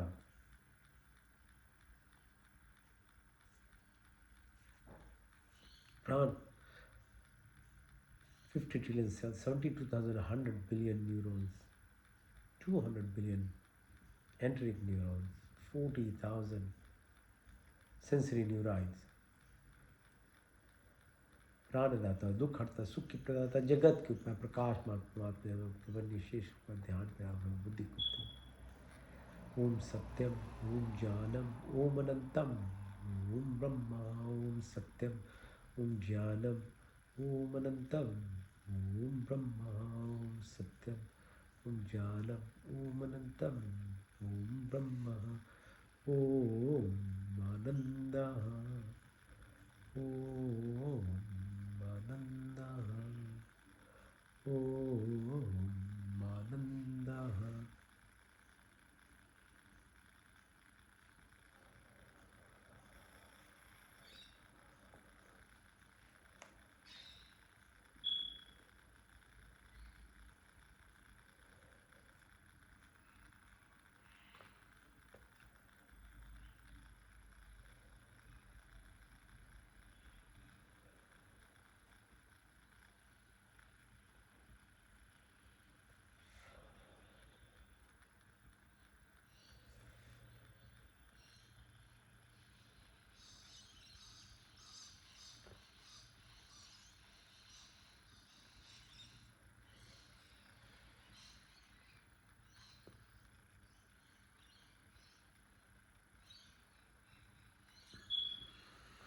मंत्र चिकित्सा, तप चक्षुर्देहितं पुरुषाचुरत पशे में शरदशतम, जीवे में शरदशतम, श्रेया में शरदशतम, प्रभा में शरदशतम, दीनश्याम शरदशतद्भुष्यम शरदशतात्, यज्जाग्रतो दूरमे दैवितिम दैवितिम दैवितम दूरमं ज्योतिषां ज्योतिरिकं तन्मे मनासि संकल्पमस्तु। ओम त्र्यंबकं यजामहे सुगन्धिं पुष्टिवर्धनम् उर्वारुकमिव वन्दना मृतर्मुक्ष्मामृता। ओम तेजोमसि तेजोमयीं बलमसि बलमयी, ओजोमसि ओजोमयीं वीरमसि वीरमयी, तनुपाग्निसि तनुमय पाई, वृचोदाग्निसि वृचोमयी। ओम तनुमात्र मम्मा भवतु मा। ओम तमेव मा च तपिता तमेव बन्धुशिखा तमेव विद्याधवनं तमेव सर्वं मम देवदेव। ओम विश्वानि देव सवितर्दर्तानि पराशो, यद्भद्रं तन्नाशो। ओम हिरण्यगर्भा समवर्तताग्रे भूतस्य जाता पतिरेक्या, सदा धारि पृथिवीं ध्यामुतेमकस्मै देवाय हविषापि देवम्। यात्मदा बलदा यस्य विश्वोपास्य प्रश्यं यस्य देवा, यस्य छायामृतं यस्य मृते कस्मै देवाय हविषापि देवम्। ओम प्रजापति तदयितानन्द विश्वा जातानि परिता भाभुआ, कामास्ते जहुमस्तनस्तमेव शामोत्तरो रहिनाम्। येन देवरुग्रापित विचदिरा येन स्वासवितं येन नाका योऽन्तरिक्षे रजसो विमानः कस्मै देवाय हविषाभिधेम। ओम यः प्राणतो निमिषतो महित्वैकेन्द्रजाजगतो भावः, या इससे द्वैकजस्पतुष्ट कस्मै देवाय हविषाभिधेम। सन्नोमन्द्रजनिता सविदाता धामानि वेदभुवनानि विश्व, यत्र देवामृतपानि शानाशयः, धामन्नधैर्यन्तं अग्नेन सुतारा स्मान् विश्वानि देवो वयुनानि विद्वान्। Yodasmajauranmeno bhushante namaktin vidhe. Om Namo Shambhavaya cha Namo Bhavaya cha Namah Shankaraya cha Maskaraya cha Namah Shivaya cha Chitraya cha. Om Shanno Mitta Shan Varuna Shanno Bhargo Harima Shanno Indra Brahaspati Shanno Vishnu Rukruma Namo Brahmane Namastaya Tumrityam Brahmadi Swami Riktamadi Swami Satyamadi Swami Tanmam Autu Tat Bhaktaram Autu Autuma Autu Bhaktara Om Shanna Devi Ravishtya Apu Bhontu Pite Shanno Ravi Shavantuna Om Sarvisham Sastir Bhavtu Sarvisham Shantirbhavatu Sarvisham Purnam Bhavatu Sarvisham Mangalam Bhavatu Sastina Indro Brahandevash Sastina Pusha Vishvaveda Sastina Stasharyu Arishtanemi Sastina Brihaspati Dadhatuna Om Sahana Bhavatu Sahana Bhunaktu Saviryam Karvavahi Tejasvina Vadhitamastu Ma Vidvisham Vahi Om Dina Taktina Bhujinta Mitha Pinde Tatha Brahmande Tapinde Om Kurundivi Vahi Karmani Jije Vishetam Samayotve Dina Nititi Astina Karmli Patinave Umastuma Satgamaya Tamsuma Jyotirgamaya Mrityuma Amritam Gamaya Om Sarvi Bhavantu Sukhina Sarve Santu Niramaya Sarve Bhadrani Pashantu Ma Kashyata Dukha Bhavetu Om Purnamada Purnamidam Purnat Purnamudachyate Purnasya Purnamadhaya Purnamiva Vashishyate Om Dev Shanti Antarchagum Shanti Prithvi Shanti Rapa Shanti Roshidaya Shanti Manasthi Shanti Vishvedeva Shanti Brahma Shanti Shavagum Shanti Shanti Reva Shanti Shava Shanti Redi Om Shanti Shanti Shanti.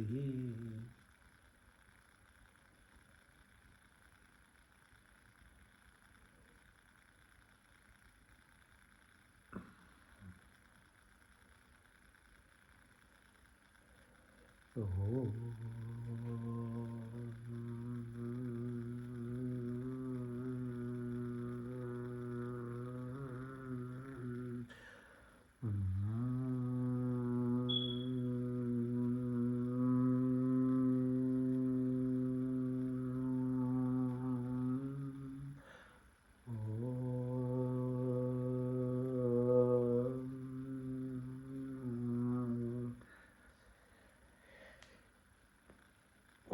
Shanti, Shanti, Shanti Bhayalam.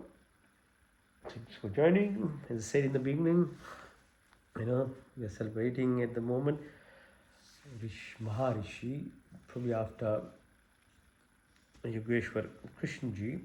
There hasn't been a Rishi, and Swami Dayanand was given the title of Maharishi, like a sage at that level, who was born 200 years ago, and this year is his 200th year. There's lots of remembrance functions happening around.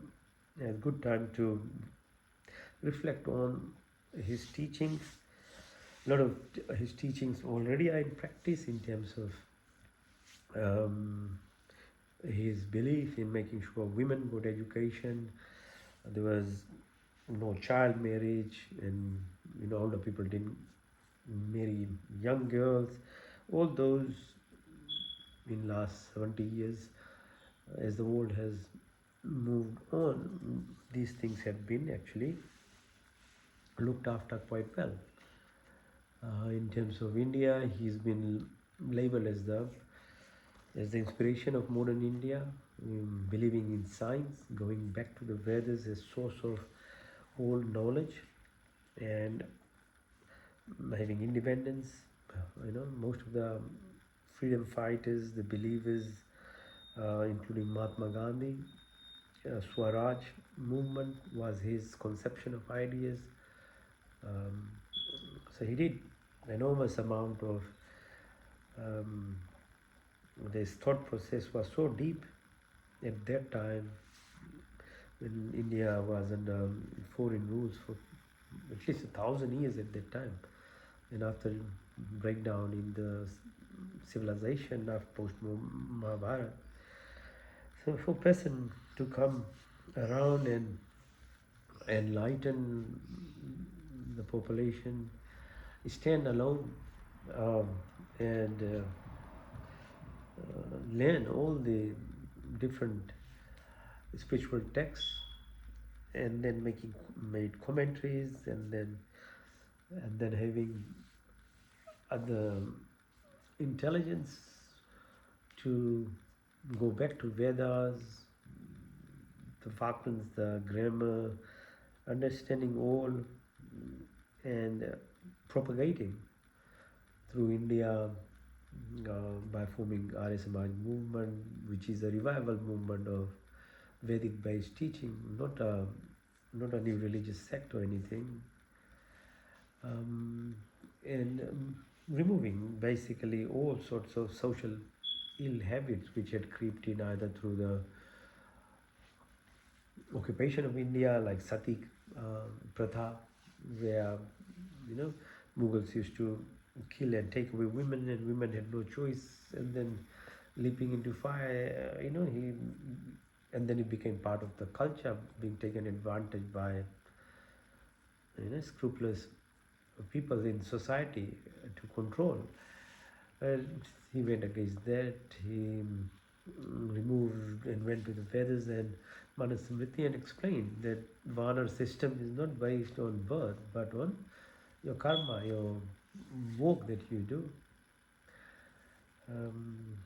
As I said, he believed in science and technology and incorporated his school systems. Dhyana Anglo-Vedic, that's why it's called. So incorporated whatever new technological advancement is with Vedic knowledge as well. At the same time, his disciples, Shraddhanand and them, brought the traditional Gurukul system of learning, where the child goes through Yajupavitra and learns in his first years of life the Vedic knowledge, and that is what is required, because it's the first 14 years of life which actually programs you for whatever you are as a person in your life. But if you are going to have a balance of material knowledge with science, Vedic-based, spiritual, energy-based learning, which Gurukul system provides, then you have the benefit of living your life fully, because technology is required, science is required, and going back through the Ayurveda, he propagated the proper way of looking after a body through food, mind control, and on his life journey, he basically learned all different types of yoga practices, but eventually said that Rishi Patanjali Astang Yoga is the process of actually self-intuition, self-power, realizing and acquiring intellect. And what he did himself before he met his at that time the most highly educated guru in Swami Brijanand, in where he realized no, he had a bigger role than to find emancipation or enlightenment or moksha, and finding the big questions of life, like who he was, what is death, what is life, who is God. But beyond that, he had a responsibility to put the society back into right direction. So that's why it's referred to as a modern reformer of India. So on the path, it was not easy. The revolution movement, where he inspired people like Subhash Chandra Bose, then Gandhi, and Lala Rajpat, Chandrasekhar Azad, many people. Bajirao, grandson, and others, they were all part of the group where they went on to get independence for India in terms of political rule, then language-wise, culture-wise, back to Mahabharata or Ramayana, what India was. So he has huge contribution in terms of reviewing social evils prevailing at that time, so breakdown of the civilization of India itself, and bringing back those who had actually gone out, because you have to understand Mahabharata time, there's no other religion, but occupation meant a lot of people either forcefully, in whatever way, had no choice, they had to change directions, and he formed the Shuddhi movement. So Shuddhi movement was where Ghar Wapsi happened. So people returned to their ancestral, civilizational, religious, Vedic traditions. So at many fronts, this man at a very difficult time was able to bring back India, and today what we are seeing, how India is rapidly developing. The vision of this man, apart from many other very highly determined, guided people in that, Prime Minister Modi himself, being a karmic yogi, are doing wonders for a country which only very recently was actually covered in dirt completely. So, yeah, reflect on it, think on it, and then see what else, how we can contribute towards the legacy that has been left.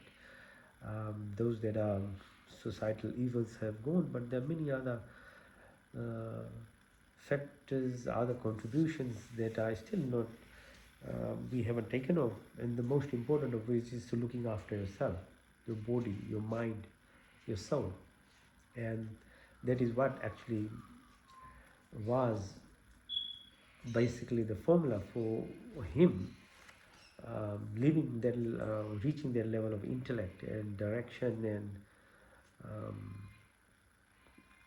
basis, a foundation of how he was able to um, bring such advanced level of